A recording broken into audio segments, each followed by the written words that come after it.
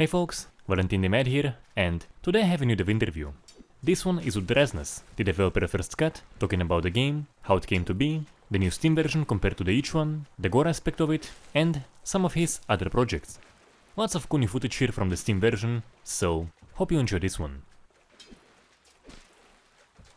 So hi, welcome, let's begin with your introduction. Thanks for having me. Well, I go by Drasnus. I'm the developer of First Cut. Been animating since I was 10. I got into it because of Flash cartoons like the Madness Combat series and David Firth stuff. Later I went and got an undergraduate degree in computer animation, which is around the time I started experimenting with game development.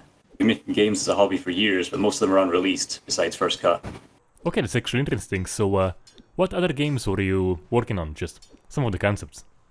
Alright, well, there's one that was quite popular with my friends. I made it's like the most cliche thing ever, a top-down shooter with zombies. I just tried to make the best possible version I could of that, and they wound up becoming addicted to it. I'll probably release that at some point. Oh yeah, sure, please do.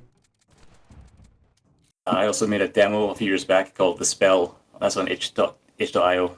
What is that one about? It's sort of like Hotline Miami, but with wizards. Oh, Yeah, that one was pretty gory too. alright, interesting. So back to First Cut, so first up, what's the game is about?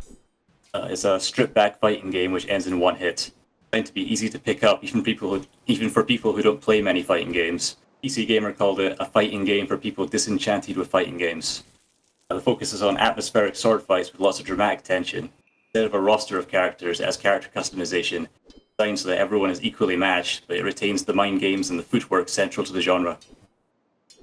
Alright, so a little about the story of development. What were your inspirations? How you got onto the each version? How you moved on to the current one? Generally, I like weighty action games with high stakes. I never actually played Bushido Blade, but I always thought it sounded cool, so that was sort of an inspiration. In the past, I would make little prototype games to play with my friend on his laptop, which is how First Cut started. It was just me and him playing it. Before that, I made a different prototype fighting game based on timed parries, but clunky and it didn't play well, so I scrapped that, and the whole idea was dropped for a while. But later I was playing Hollow Knight, and I noticed that player attacks can collide with enemy attacks, and so I started experimenting with that concept and made another prototype, which became First Cut. Aesthetically, the game was inspired by Akira Kurosawa's films like Seven Samurai, as well as manga like Vagabond and Shigarui. 90s SNK was also a big inspiration for the backgrounds. The earliest version of the game was intended to be set worldwide, which is why the first stage has a pyramid in the background, but eventually I committed to the samurai theme. The gory side of the game is mainly about giving satisfying feedback and making all that tension pay off. I've seen a lot of gory movies, and one of my favourite films is the original Dawn of the Dead, so that side of things came naturally as I developed it. Movies from that era often had blood that looked like bright red paint, which is something I tried to capture. Films like Lone Wolf and Cub or Five Elements Ninjas. I developed the original version intermittently over a few years, and it got surprisingly popular on itch.io. A few magazines even covered it, which was great because I did zero marketing on it. Eventually, a fan reached out who wanted to invest in making a more polished version, so I started remaking everything from the ground up, which became the new version. I can thank him for the project being continued, since it wouldn't have happened without him. Can you talk a little bit about the remake from the ground up, because I did come across over the each version and I see it, I get the appeal, it looks kinda cool, but then I see that Steam trailer and it's like, man, I wanna play it now. So can you talk about the differences, because, yeah. Alright, well, for starters, the graphics have been totally redrawn to be more detailed. Frame rate for the character animations has also been doubled or tripled in some cases. When I started the original version, I had this ancient 4x3 monitor, which I've since upgraded, so the game is in widescreen now. Character customization has been expanded. The original game had 4 options, now there are 8, and every option can be recolored individually. The game has a more detailed stance system than the original, so now it's easier to read what your opponent is doing, and there's more strategy in making your attacks flow efficiently. Combat has been rebalanced so that shoving is more useful. It was pretty useless in the original version. Dodging behind someone is more rewarding, and if you hold forward, you'll eventually start running.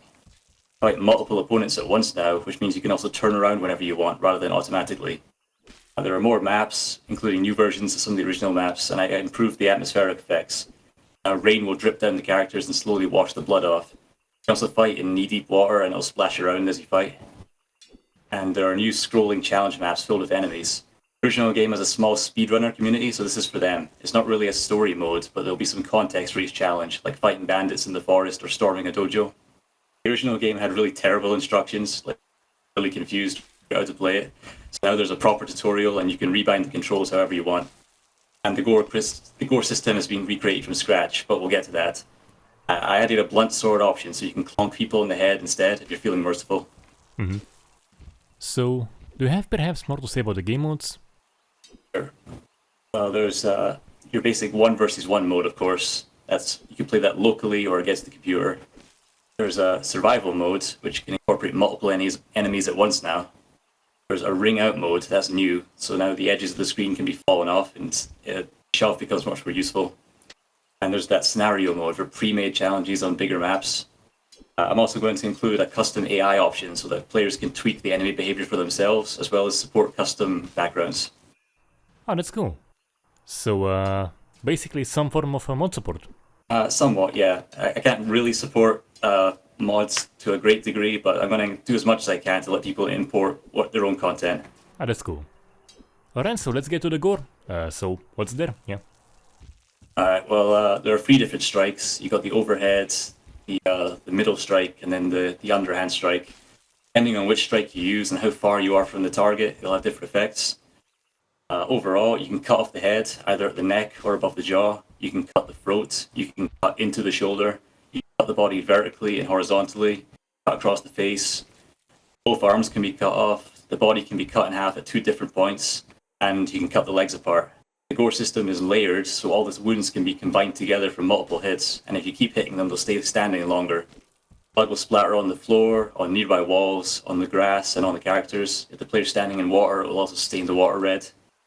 Like in the original, blood will stain your sword, and you can clean it by flicking it off. And there's some new bonus features in this version, like laser swords and custom blood colors. Oh yeah, do imagine like, your character being all dirty, but you clean the sword. Gotta keep that clean. Of course.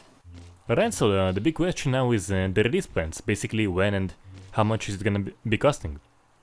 Well, this year definitely, preferably sooner than later, but I'm still not ready to set an exact date. We're going to start beta testing soon. The game is mostly complete, but some features need to be finished up, and the sound effects need some more attention. It will be released on Steam, on itch.io, maybe other places if possible, and it will cost around $10 or under.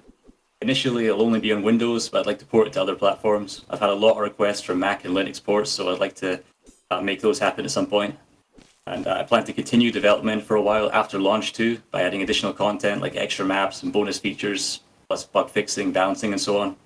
Alright, awesome. So yeah, personally I'm very much looking forward to playing it, and thanks for coming, man. Thanks for having me, man.